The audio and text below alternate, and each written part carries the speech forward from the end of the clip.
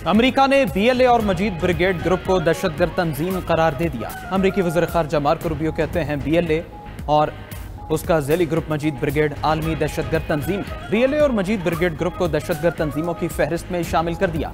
कालादम BLA ने 2024 में Karachi airport Gwadar port पर खुदकुश हमलों की जिम्मेदारी कबूल की।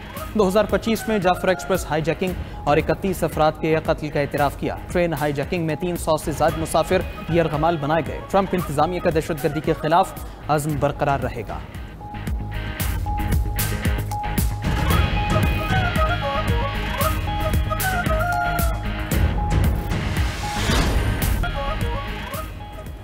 लाहौर में 9 मई के 2 मुकदमात में शाह महमूद कुरैशी बरी। पीटीआई रहनुमा डॉक्टर यास्मीन राशिद को 10 साल की सजा सुना दी गई। मियां महमूद रशीद को भी 10 साल कैद की सजा, एजाज चौधरी को भी 10 साल की सजा सुनाई गई। उमर सरफराज चीमा 10 साल कैद की सजा भुगतेंगे। आलिया हमजा 5 साल की सजा का सामना करेंगी। सनम जावेद को भी 5 साल कैद की सजा सुना दी गई। मजमूई तौर पर 11 अफराद को 10-10 साल की सजा सुनाई गई। शादमान थाना जलाओ घेराव और पुलिस की गाड़ियां जलाने के मुकदमात में सजा सुनाई गई। थाना शादमान जलाने के मुकदमे में 12 मुलजिमान को बरी करने का हुक्म। लाहौर की इंसदाद दहशतगर्दी अदालत के जज ने कोटलखपत जेल में फैसला सुनाया। अदालत ने वकला के दलाइल मुकम्मल होने के बाद 9 अगस्त को फैसला महफूज किया था।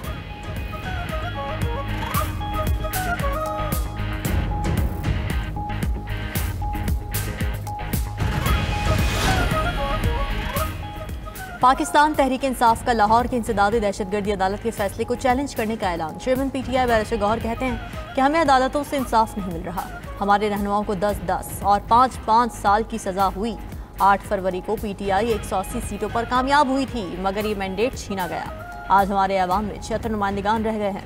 बानी पीटीआई की रिहाई तक हमारी एहतजाजी तहरीक जरूर चलेगी। असद कैसर ने कहा कि फैसलों में इंसाफ दूर दूर तक नजर नहीं आ रहा।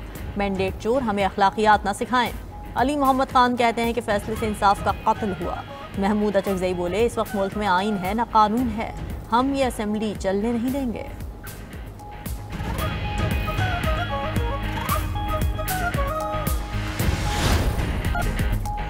कोलंबियन सेनेटर और सदारती उम्मीदवार मैगुएल यूरीब दम तोड़ गए। 39 साल सदारती उम्मीदवार को 2 माह कबल सर में गोली लगी थी।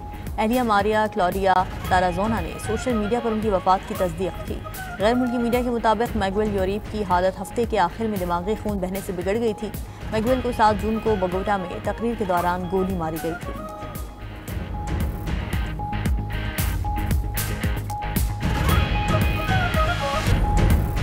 तुर्किया के मगरबी इलाके में 6.1 शिद्दत का ताकतवर ज़लज़ला। मुतादिद इमारतें ज़मीन बोझ, कई अफराद जख्मी हो गए। मलबे तले दबे अफराद की तलाश के लिए रेस्क्यू ऑपरेशन जारी।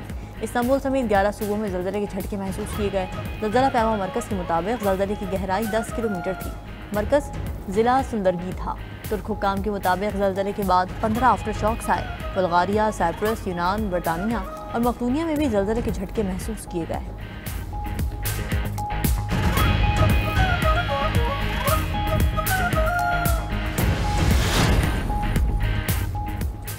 अमेरिका की वस्त मगरबी रियासतों में शदीद बारिशें और सैलाब। हजारों घरों की बिजली मुअत्तल। मामूलात ज़िंदगी मफलूज और ट्रैफिक का निज़ाम दरहम बरहम हो गया। सबसे ज़्यादा बारिश रियासत मिल्वाकी में 360 मिलीमीटर रिकॉर्ड की गई। हुकाम ने रियासत कैंसस, आयोवा, नेब्रास्का, मैसूरी, इलिनॉय और विस्कॉन्सिन के 1 करोड़ 40 लाख अफराद के लिए अलर्ट जारी कर दिया।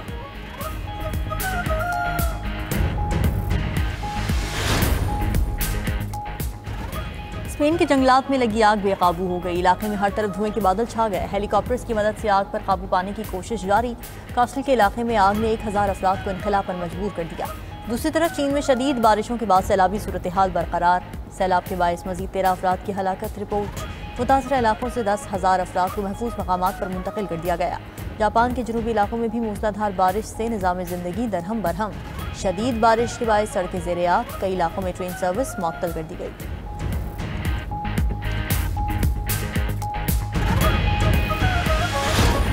गजा में सहाफ़ियों का कत्ल इंसानी हुकूक की संगीन खिलाफ वर्जी और जंगी जुर्म करार। अक़वाम मुत्तहिदा के इदारा बराए इंसानी हुकूक का आलमी बरादरी से अमली इक़दामात का मुतालबा।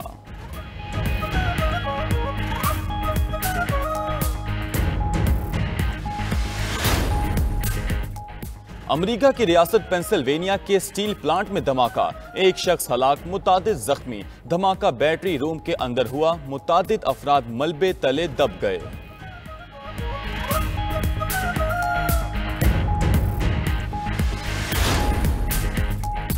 गजा की जंग हर घंटे के साथ ज्यादा खतरनाक होती जा रही है। सरबराह खारजा पॉलिसी यूरोपीय यूनियन का कहना है मसले का फौजी हल मुमकिन होता तो जंग अब तक खत्म हो चुकी होती। फौरी जंग बंदी, यरगमालियों की रिहाई तरजीहात हैं।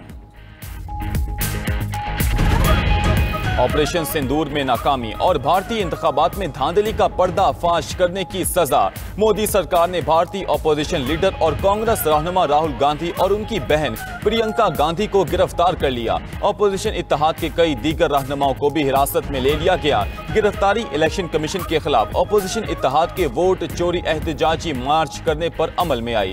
गिरफ्तार रहनुमाओं को कुछ घंटों बाद रिहा भी कर दिया गया। गिरफ्तारी के बाद मीडिया से गुफ्तगू में राहुल गांधी ने कहा, अब वोट की चोरी पूरे भारत के सामने बेनकाब हो चुकी।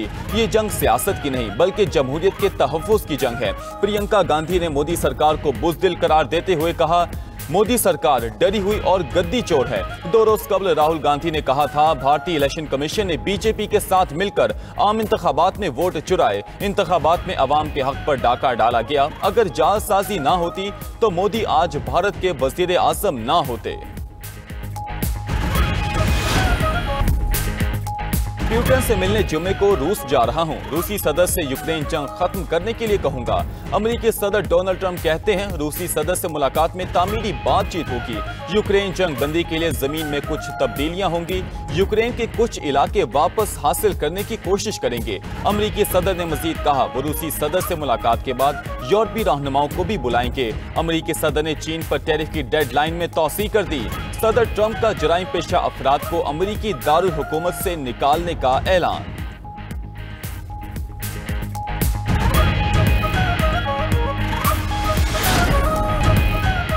ऑस्ट्रेलिया और न्यूजीलैंड का अगले माह फलस्तीनी रियासत को तस्लीम करने का ऐलान। ऑस्ट्रेलियाई वज़ीर आज़म एंथोनी अल्बानीज़ ने कहा कि सितंबर में अक़वाम मुत्तहिदा में फलस्तीनी रियासत को तस्लीम करेंगे। न्यूजीलैंड के वज़ीर ख़ारजा का कहना है कि फलस्तीनी रियासत को तस्लीम करने का सवाल कब का है।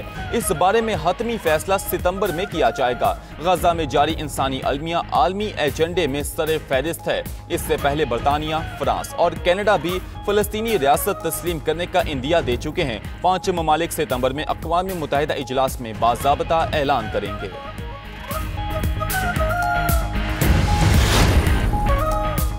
ईरान के कौमी सलामती मुशीर अली लारिजानी का दौरा इराक। बगदाद में इराकी वज़ीर आज़म और कौमी सलामती मुशीर से मुलाकातें की। अरब मीडिया के मुताबिक मुलाकातों में दोनों ममालिक के दरमियान 2 तरफ़ा ताउन बढ़ाने, खित्ते की सूरत हाल पर तबादला ख्याल, बैनुल अक़वामी बरादरी से गजा जंग रुकवाने के लिए कार्रवाई करने का मुतालबा किया गया। दोनों ममालिक के दरमियान मुश्तरका सिक्योरिटी मुफाहमत की याददाश्त पर दस्तखत भी हुए।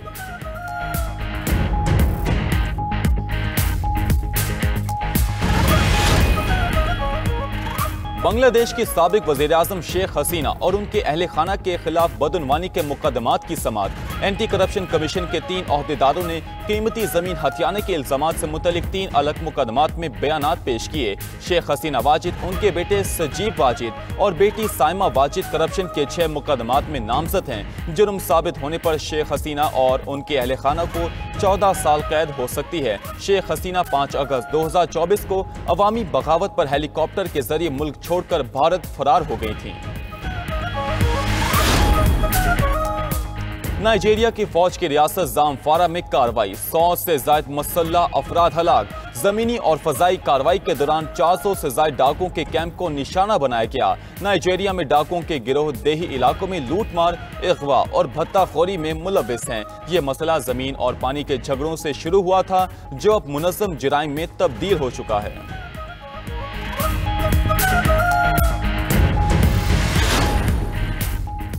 तुर्की के शुमाल मगरबी सूबे चनाकिला में जंगलाती आग ने दर्जनों घर और गाड़ियां खाकिस्तर कर दी। सैकड़ों अफराद को यूनिवर्सिटी, रिहायशी इलाकों और फौजी तंसीबात से निकाल लिया गया। 50 अफराद धुएं से मुतासिर हुए। 700 से ज्यादा एहलकार हेलीकॉप्टर्स और गाड़ियां आग बुझाने में मसरूफ हैं।